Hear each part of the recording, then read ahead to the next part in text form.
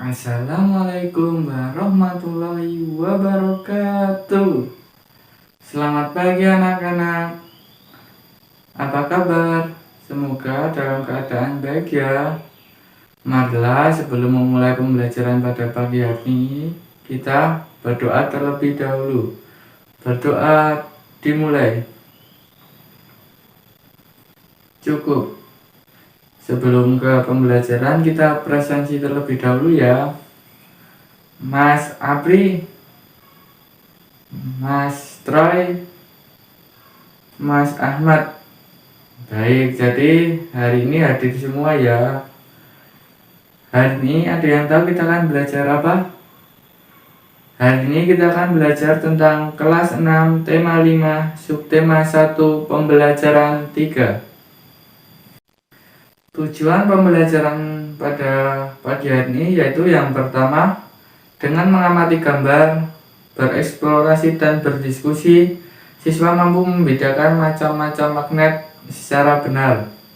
Yang kedua, dengan mengamati gambar, bereksplorasi dan berdiskusi, siswa mampu menyajikan hasil eksplorasi tentang macam-macam magnet secara benar. Yang ketiga, dengan membedakan teks dan berdiskusi, siswa mampu mengidentifikasi berbagai jenis teks, formulir, ekskul, lomba, dan lain-lain secara cermat. Yang keempat, dengan membaca teks dan berdiskusi, siswa mampu menyajikan hasil pengamatan tentang berbagai jenis teks, formulir, ekskul, lomba, dan lain-lain secara cermat. Nah, ada yang tahu magnet? Magnet adalah suatu benda yang mampu menarik benda lain di sekitarnya, yang memiliki sifat khusus. Setiap magnet mempunyai sifat kemagnetan.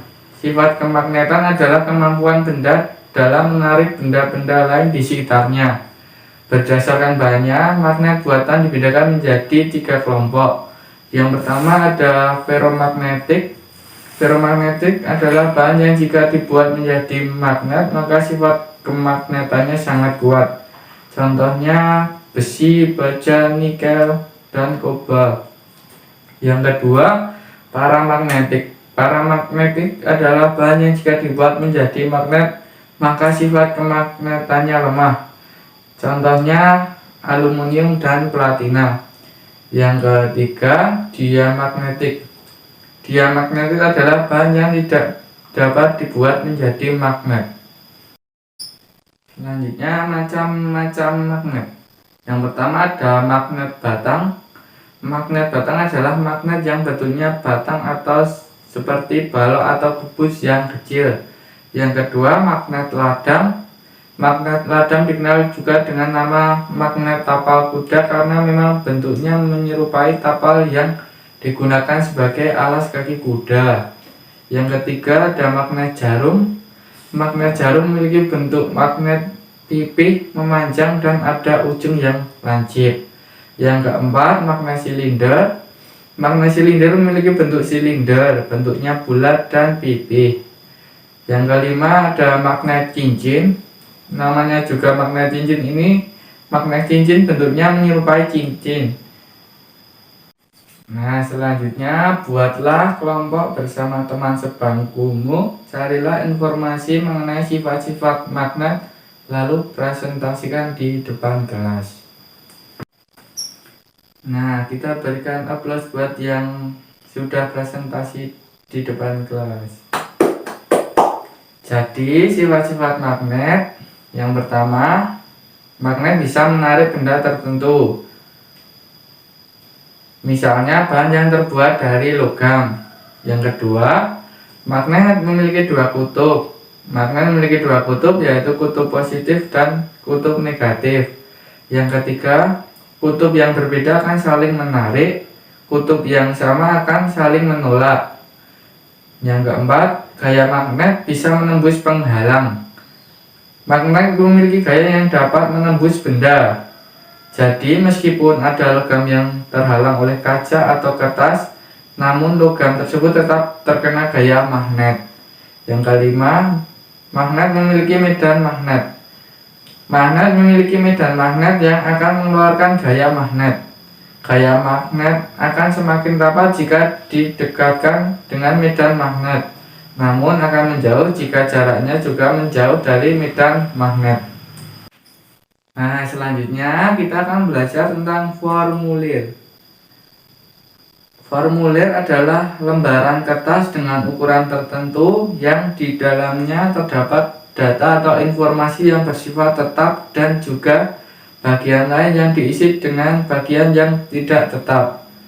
Keuntungan penggunaan formulir adalah kita tidak perlu menulis sembarangan dan kita akan tahu apa yang perlu dijawab dan tidak perlu dijawab dari pertanyaan tersebut. Fungsi dan tujuan pengisian formulir. Formulir berfungsi untuk pengisian data berbagai kepentingan, misalnya data untuk pendaftaran anggota, pendaftaran lomba, peminjaman bantuan dana, dan lain sebagainya.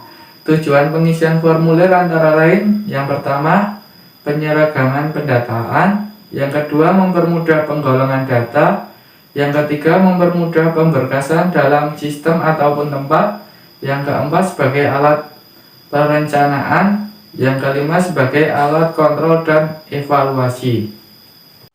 Selanjutnya ada jenis-jenis formulir. Yang pertama ada formulir tabungan, yang kedua formulir permohonan KTP, SIM, dan lainnya, yang ketiga formulir keanggotaan, yang keempat formulir pendaftaran, yang kelima wesel dan kartu pos, dan yang keenam daftar riwayat hidup. Selanjutnya bagian-bagian pada formulir. Yang pertama ada bagian kepala formulir. Bagian kepala atau yang sering disebut dengan kop, umumnya pada bagian ini terdapat logo instansi, lembaga, atau organisasi yang membuat formulir tersebut. Yang kedua, bagian tubuh formulir. Pada bagian tubuh formulir berisikan data-data yang bertujuan untuk mengetahui atau mendapatkan informasi dari orang yang mengisi formulir. Pada bagian ini juga merupakan inti dari tujuan formulir. Yang ketiga ada bagian kaki formulir. Selain pada bagian tubuh, petunjuk pengisian biasa juga terdapat pada kaki formulir. Oleh sebab itu, sebelum melakukan pengisian formulir, kita harus amati dan perhatikan betul apakah terdapat petunjuk pengisian formulir atau tidak. Selanjutnya ada daftar riwayat hidup. Daftar riwayat hidup atau yang sering disebut dengan kurikulum vitae, yang sering disingkat CV. CV merupakan salah satu bentuk formulir yang berisikan tentang identitas diri secara detail. Selanjutnya ada latihan soal. Nah, tuliskan perbedaan dari kedua formulir tersebut. Ditulis di buku kalian ya. Dari materi yang disampaikan Bapak tadi, apakah ada pertanyaan?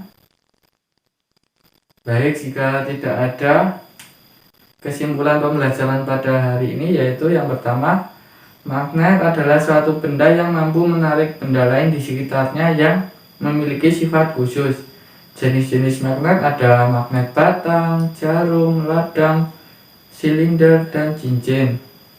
Yang formulir adalah lembaran kertas dengan ukuran tertentu yang di dalamnya terdapat data atau informasi yang bersifat tetap dan juga bagian lain yang diisi dengan bagian yang tidak tetap.